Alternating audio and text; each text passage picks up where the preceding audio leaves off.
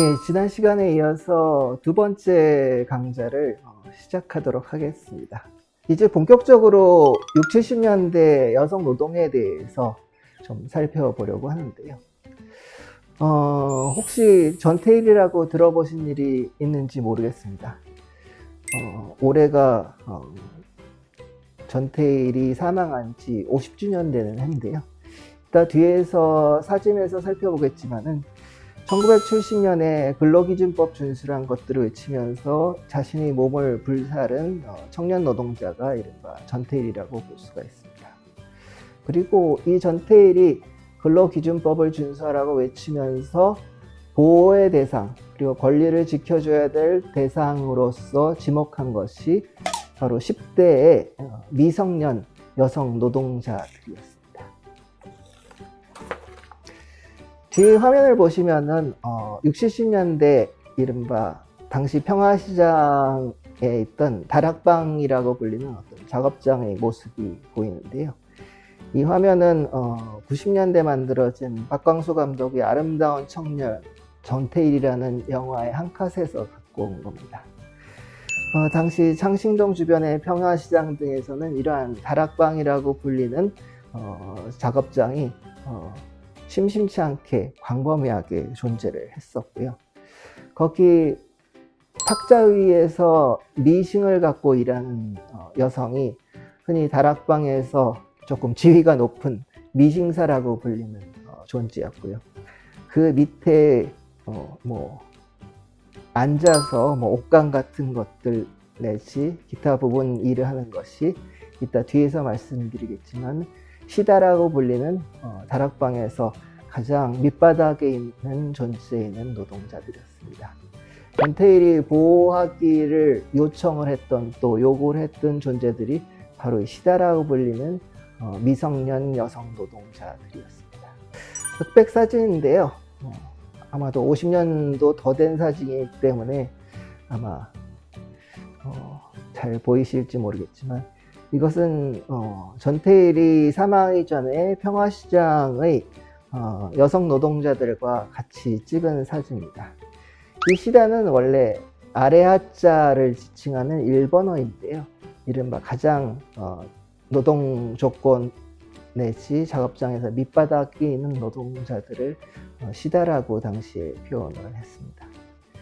보시면은 그냥 얼굴만 봐도 굉장히 나이가 어리다는 것을 쉽게 육안으로 확인할 수 있는 여성들을 전태일 주위에서 볼 수가 있는데요. 뒷줄의 맨 가운데 있는 게 전태일이고 나머지 여성들이 바로 전태일이 보호하고자 했던 소위 여성 노동자들입니다. 이 여성 노동자들은 뒤에서 일과표를 통해서 잠깐 보시겠지만은 점심도 거르고 일을 하는 경우가 다반사였고 또 어떤 경우에는 시간이 부족해서 화장실도 제대로 가지 못하는 경우도 많았습니다. 또 하루 평균 12시간에서 15시간 정도의 장시간 노동에 혹사당할 수밖에 없었고 그로 인해서 빈혈 내지 생리불순 등 각종의 어떤 질병으로 고통을 받았습니다. 그래서 전태일이 자신의 몸을 불사르면서 요청했던 것들은 바로 이들 여성 노동자들의 권리들, 바로 근로기준법에 명확하게 적혀 있는 8시간 노동 내지 주휴 내지 휴가 등을 지켜달라는 요구였다고 볼 수가 있습니다. 그 다음 사진을 보시면은 앞에 10대 여성 노동자들과는 굉장히 다른 모습을 한 70년대 여성 노동자들의 모습을 볼 수가 있습니다. 그냥 딱 보더라도 요즘에도 어렵지 않게 볼 수 있는 멋쟁이 언니들 같은 모습을 하고 있는데요. 청자켓을 입고 있는 60, 70년대 여성 노동자들도 시다인 어떤 미성년 노동자들과 약간의 차이는 있었지만 마찬가지로 워낙 노동시간이 길었기 때문에 여가 시간은 많지 않았지만은 그래도 휴가 내지 혹은 어떤 일을 하지 않는 날이 있으면은 이러한 복장을 하고 자신의 여가를 즐겼다고 합니다. 최근에 가수인 나훈아 씨가 테스형 하면서 다시 유행을 하기 시작하는데요. 이 70년대 여성 노동자들 사이에서는 이른바 쇼 문화란 것들이 굉장히 유행을 했었습니다. 그 사이에서 나오나 팬을 한편으로 하고 또 남진 팬을 한편으로 하는 그녀들 나름대로 요즘식으로 얘기하면 일종의 어떤 팬덤이라고 불러야 할까요? 같은 경우에 이런 여성 노동자들이 어떤 여가 시간을 향유하는 문화라는 것들이 또 존재를 하기도 했었고요. 또 다방을 중심으로 해서 음악 감상 등을 하는 등 어떤 여가 생활 같은 것들을 즐기는 경우들도 존재를 했었습니다. 이렇게 앞서 말씀드린 평화시장에 있는 미성년 노동자 내지 혹은 그녀들보다 조금 더 나이가 많은 20대 초중반의 어떤 여성 노동자들이 농촌을 나와서 이농을 하고 도시 진출에 대해서 한국 사회는 어떠한 시각을 갖고 있었는가를 살펴보면 앞서 말씀드린 대로 부족한 어떤 가족의 생계를 부양하기 위해서 혹은 결혼하기 전까지 일시적으로 잠시 공장에 머물러서 돈을 버는 것이다. 혹은 맏아들이나 남성을 위해서 어떤 희생양을 하는 것이다. 이러한 것들이 한국 사회에서 오랫동안 갖고 있었던 여성 노동자에 대한 시각이라고 볼 수가 있습니다. 어떤 사람들은 이것을 어떤 여공에 대한 어떤 희생양과 관련된 이야기라고 부르기도 하는데요. 이러한 여성 노동자들에 대한 희생양 이야기들이 감추어진 부분들이 존재를 하는데요.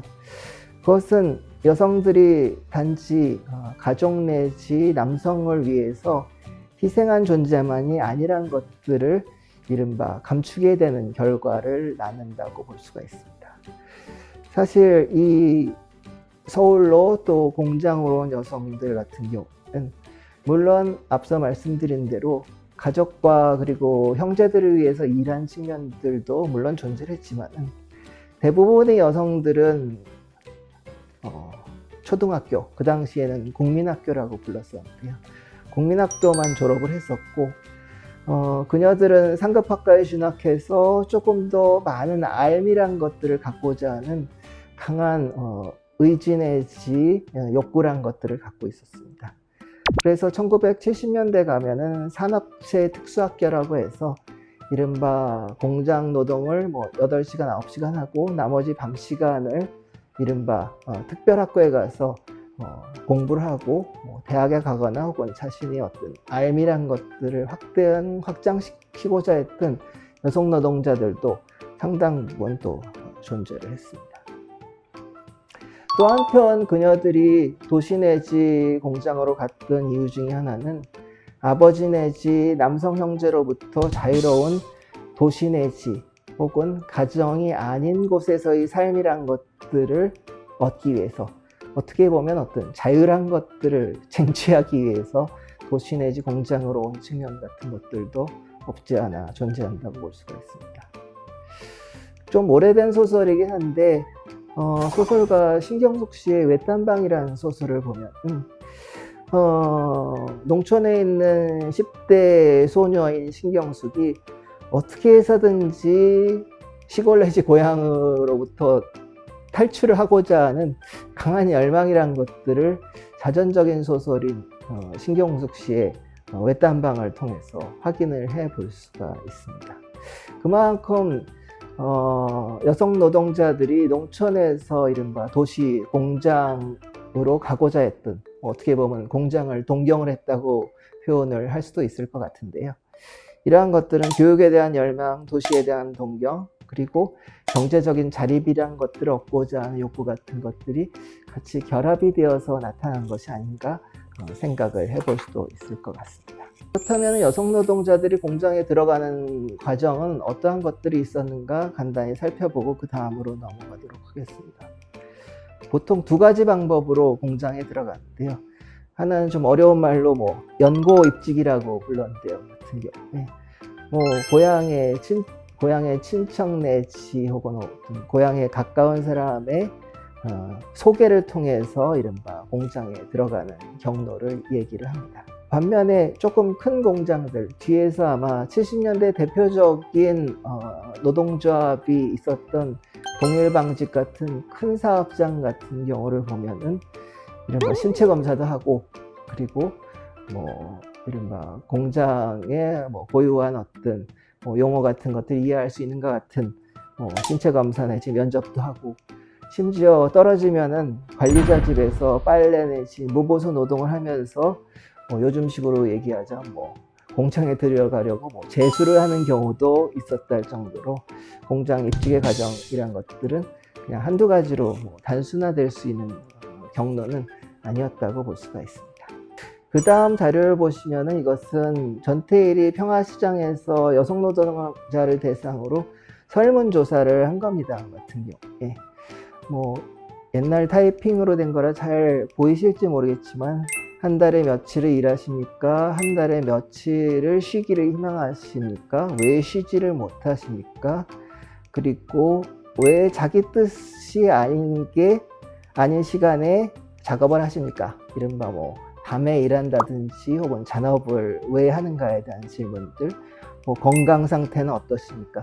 이런 식으로 전태일이 이른바 평화시장의 어떤 10대 여성 노동자들이 건강 상태부터 노동 조건을 촘촘하게 조사를 해서 이것을 처음에 노동청에 이른바 진정을 했다가 노동청이 전혀 반응을 보이지 않자 시위를 기도를 하기도 하다가 결국 자신의 몸을 불살라서 근로기준법을 지키라는 이른바 행위란 것들을 할 수밖에 없었던 상황이었다고 볼 수가 있습니다.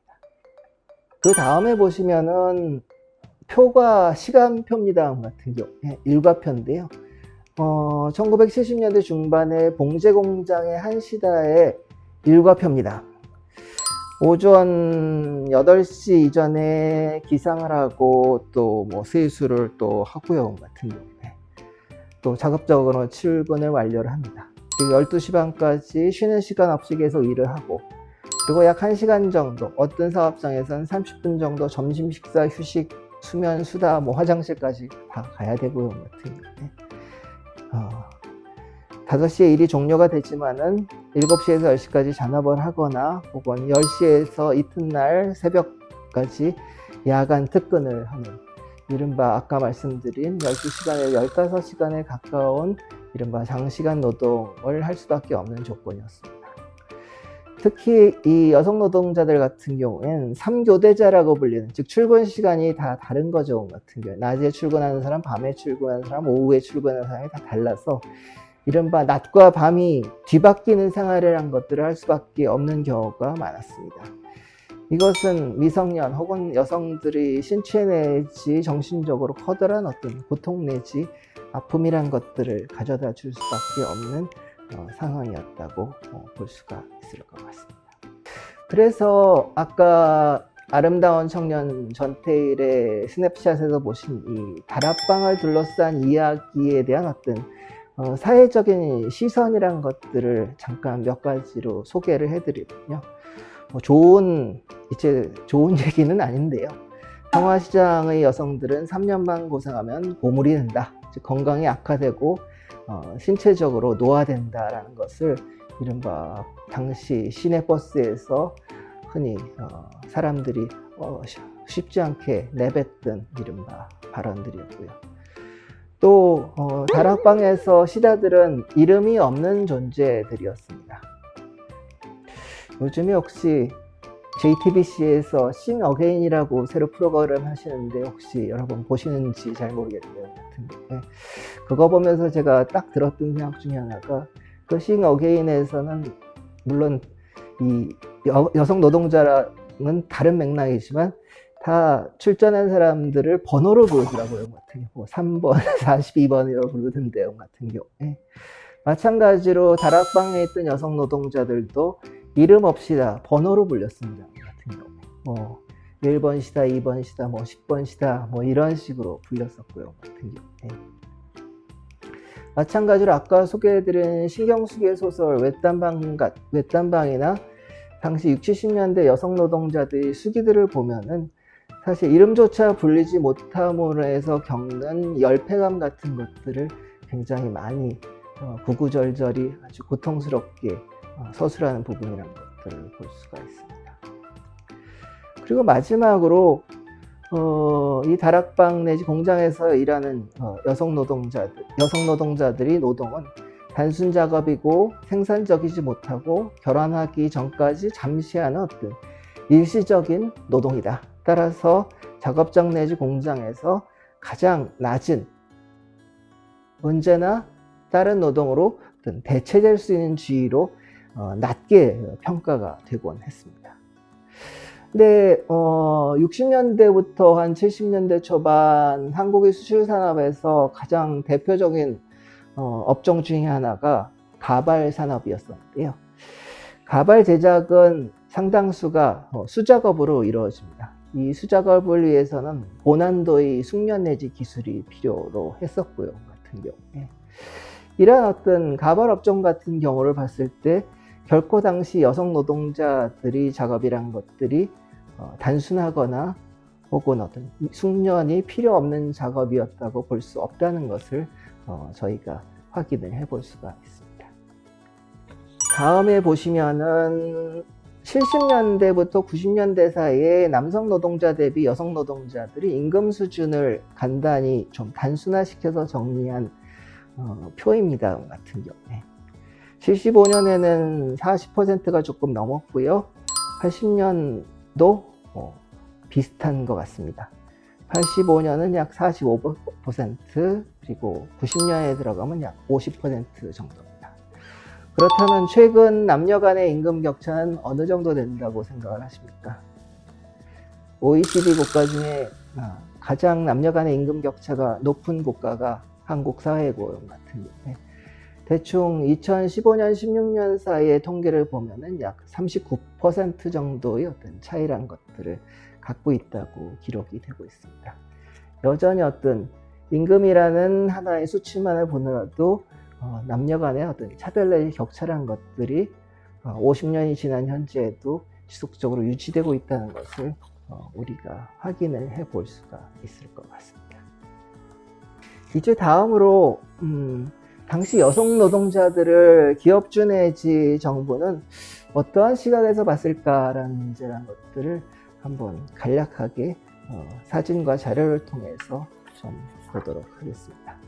먼저 사진을 보면은 어디서 많이 보신 분의 뒷모습이 등장을 하는데요. 같은 경우에 이것은 새마음 운동이라고 1970년대 경제 성장을 위해서 국가 내지 민족을 위해서 소위 여성 내지 전 국민이 봉사를 해야 되고, 그 봉사를 위해서는 전통적인 이른바 충효 정신으로 정신 무장이 필요하다라는 것들을 강조한 이른바 새마음 운동이라는 것이 존재를 했었습니다.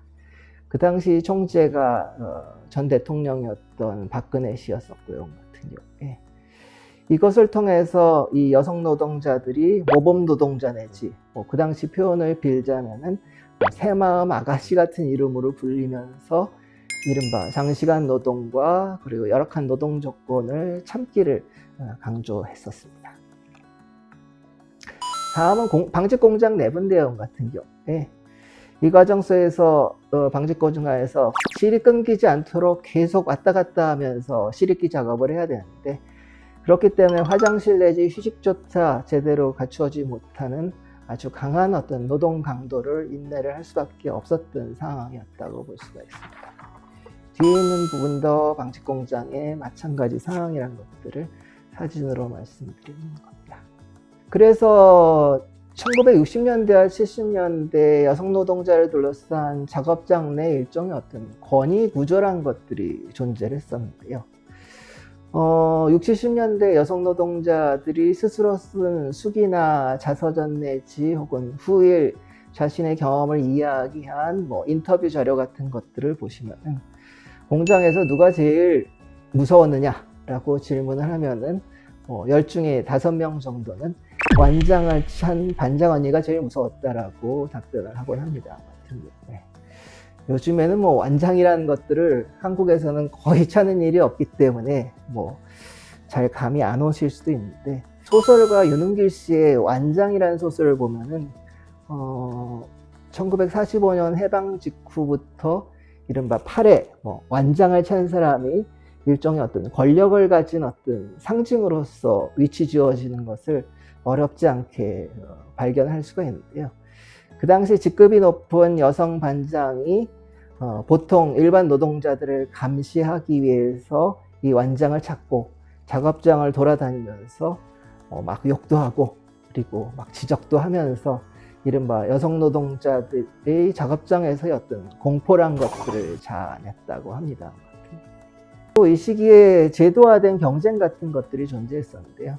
아까 방직 공장에서 시립기 얘기를 잠깐 말씀드렸는데 아무래도 여성 노동자들이 임금 수준이 낮기 때문에 최소한의 생활을 하기 위해서는 저녁에 잔업을 하거나 혹은 어떤 야간 작업을 해야 되거나 혹은 남보다 훨씬 더 열심히 일을 한다는 것을 앞에서 말씀드린 반장 언니 내지 관리자들에게 보여줘야 했었고 같은 경우에 이러한 어떤 수출을 위한 어떤 생산성이란 것들을 높이기 위한 경쟁이란 것들이 여성 노동자들 사이에서도 광범위하게 존재를 했었다고 합니다.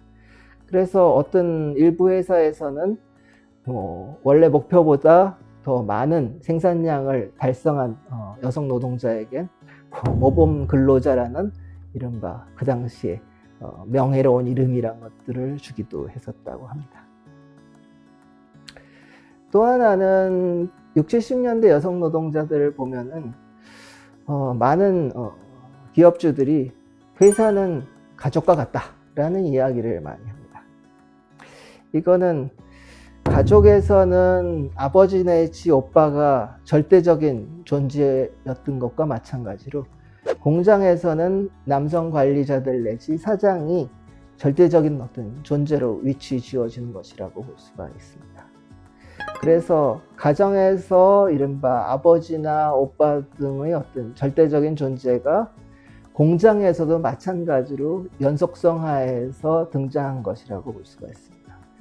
그래서 기업주들 같은 경우엔 딸 같은 애들이 왜 임금 인상 같은 요구를 하느냐 같은 경우에 용돈을 적게 준다고 아버지한테 무슨 항의를 하는 것이 있느냐 뭐 이러한 식의 이야기 같은 것들을 하는 것도 적지 않게 여성 노동자들의 어떤 회고에서 볼 수가 있습니다.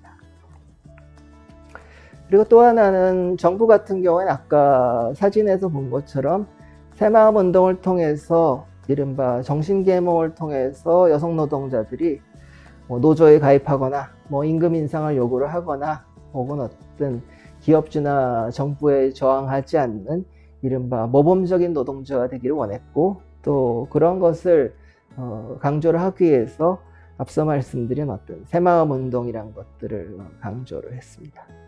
그래서 맨 밑에 보면 수출은 성전이다. 수출은 성스러운 전쟁이고 노동자들은 산업전사다. 전사는 주로 전쟁할 때 쓰는 용어인데요. 경제 성장을 위해서 산업 현장에서도 군인처럼 마치 전쟁에서 적을 물리치듯이 싸워야 한다. 이러한 식의 어떤 슬로건이란 것들이 광범위하게 확산이 되었습니다. 이른바 어떤 수출 이외에는 외화란 것들을 벌어들일 수 있는 방법이 없던 60년대, 70년대 상황에서 수출의 물량이란 것들을 맞추기 위해서 여성 노동자들이 어떤 잔업이나 야간 특근이란 것들을 강요하기 위한 하나의 어떤 정신교육이었다고 볼 수가 있을 것 같습니다. 예, 그러면은 오늘 강의는 일단 이 정도로 마치고요. 다음번 강좌에서 이은 뒷부분 내용에 대해서 다시 말씀드리도록 하겠습니다.